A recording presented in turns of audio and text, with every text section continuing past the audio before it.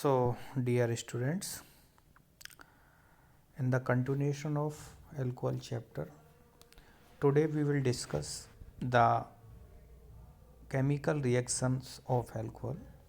जैसा कि previous chapter में हमने अल्कोहल बनाने की विधियों के बारे में डिस्कस किया था, इस चैप्टर में इस लेक्चर में हम लोग ये कौन कौन सी अपक्रिया देते हैं, कौन कौन सी अपक्रिया नहीं देते हैं, कौन सी रिएक्शन फास्ट होती है, कौन सी नहीं होती है, इनके ऑक्सीडाइजिंग एजेंट क्या होंगे, इनका ऑक्सीकरण अपक्रिया क्या होंगी, इसके बारे में डिस्कस करेंगे। तो अल्कोहल की स्ट्रक्चर को हम ठीक से देखें तो अल्कोहल में जनरली ROH बंद होता है। आर में एल्किल ग्रुप हो सकता है, कोई भी एल्किल ग्रुप हो सकता है। OH इसमें दो तरह की रिएक्शंस दे सकता है ये। एक तो O और H जो बॉन्ड है वो टूटे, ये जनरली एसिडिक टाइप के नेचर की रिएक्शंस होती हैं। कौन कौन सी? अल्कोहल के अम्लीय गुणों को ये दर्शाती हैं।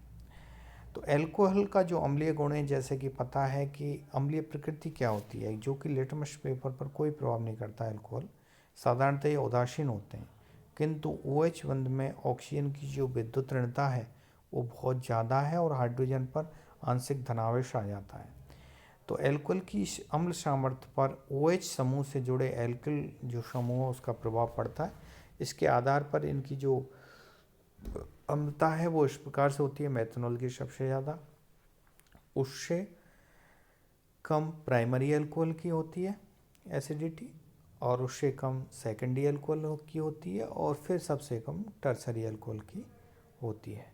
ये इसलिए होता है कि जो हाइड्रोजन है वो एज ए प्रोटॉन निकलने के बाद में जो ऑक्साइड एल्कोक्साइड आयन बनते हैं उनकी स्टेबिलिटी के आधार पर हम ये डिफाइन करते हैं कि प्राइमरी अल्कोहल की एसिडिटी सबसे ज़्यादा होती है और उससे कम सेकेंडरी की और टर्सरी की सबसे कम, क्योंकि after giving the H+ ion it convert into the alkoxide. Means यदि हम मेथेनॉल की बात करें तो ये मेथॉक्साइड आयन में कन्वर्ट हो जाएगा, तो OCH3O नेगेटिव।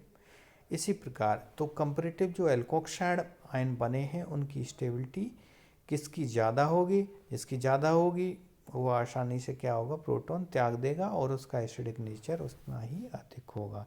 इसलिए प्राइमरी अल्कोहल की एसिडिटी ज़्यादा होती है। दूसरी बात करें हम, यदि अल्कोहल को सोडियम के साथ ट्रीट किया जाए तो सोडियम के साथ ट्रीट करने पर ये H+ आयन त्याग देगा। H+ आयन निकलने के बाद में ये RONA सोडियम एल्कोक्साइड बनेगा, प्लस हाइड्रोजन गैस जनरेट होती है। इसमें हाइड्रोजन आयन कैसे जनरेट होती है, देखो यहाँ पे H+ आयन निकला और H+ आयन निकलने के बाद में सोडियम मेटल जो होता है वो इजीली इलेक्ट्रॉन रिलीज कर देता है, क्योंकि इसका आयनाइजेशन पोटेंशियल कम होता है, और ये इलेक्ट्रॉन जो है H+ आयन के द्वारा ले लिए जाते हैं और फाइनली फिर इसमें फाइनल क्या बनती है, हाइड्रोजन जनरेट हो जाती है। हाइड्रोजन जनरेट हो जाती है, इसलिए रिएक्शन बहुत ज़्यादा एक्सोथर्मिक होती है और उसमें ब्लास्ट होने के पूरे चांसेस होते हैं।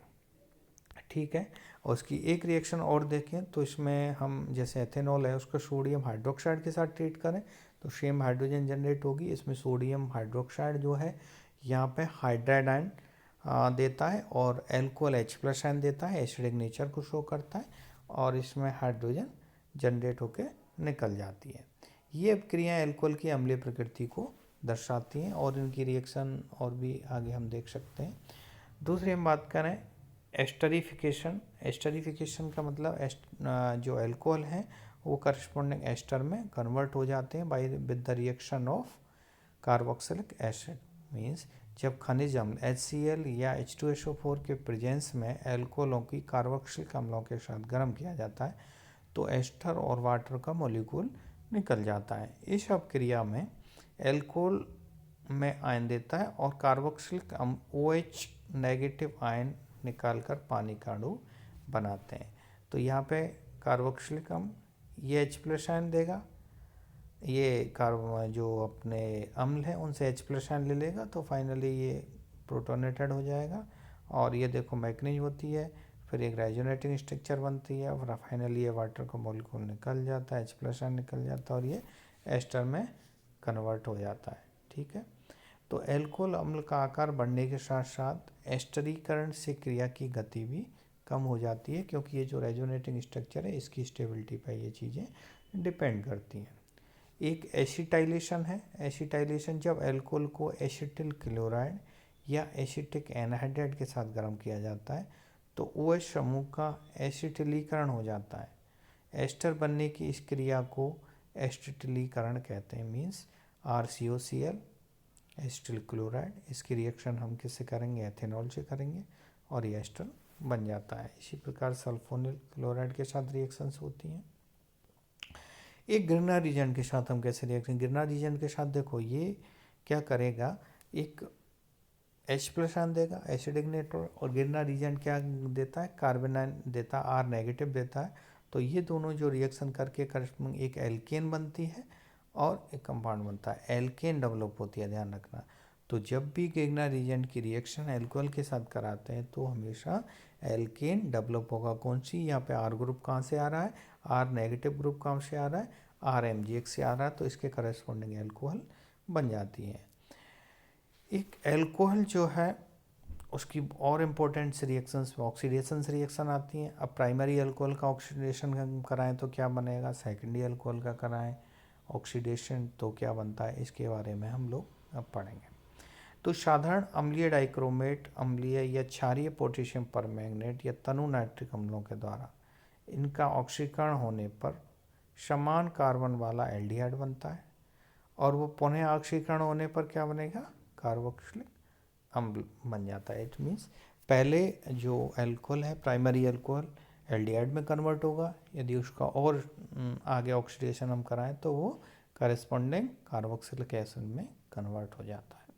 ठीक है, यदि इस एग्जाम के लिए हम एथेनॉल लें, उसका ऑक्सीडेशन कराएं तो एसिटाल्डिहाइड बनाएगा, वो और आगे ऑक्सीडाइज होके एसिटिक एसिड में कन्वर्ट हो जाता है।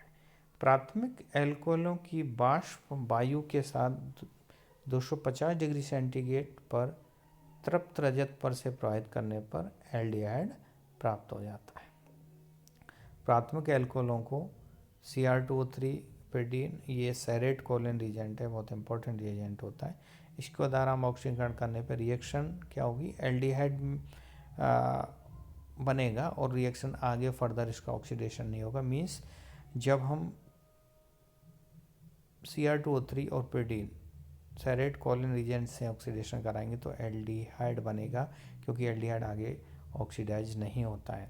प्राइमरी एल्कोहलों को एल्केनाइल में परिवर्तित करने के लिए पिरिडियम, ये PCC भी यूज कर सकते हैं, पिरिडीनियम क्लोरोक्रोमेट, इसके द्वारा भी करस्पॉन्डिंग प्राइमरी एल्कोहल है वो एल्डिहाइड में कन्वर्ट हो जाता है।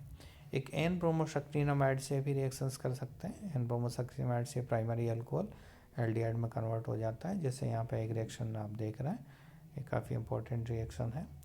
दूसरा, यदि सेकेंडरी एल्कोहल की बात करें हम, सेकेंडरी एल्कोहल का ऑक्सीडेशन कैसे होगा? तो देखो यहाँ पे पोटेशियम डाइक्रोमेट से सेकेंडरी एल्कोहल का ऑक्सीकरण करने पर ये समान मीन्स सेम कार्बन वाले कीटोन तथा कम संख्या वाले कार्बोक्सिलिक अम्ल देते हैं, ध्यान रखना। इसका मतलब क्या है? सेम संख्या वाले कीटोन्स। देखो कीटोन में कोई भी चीज़ यहाँ पे टूटी नहीं है। जब सेकेंडरी एल्कोहल है, यहाँ पे आप देख रहे हैं RCHOH CH2R-, इसका ऑक्सीडेशन कराया हमने तो RCOR-CH2 मीन्स कीटोन बना, और ये कीटोन में सेम कार्बन प्रेजेंट है जो कि हमने एल्कोहल में थे।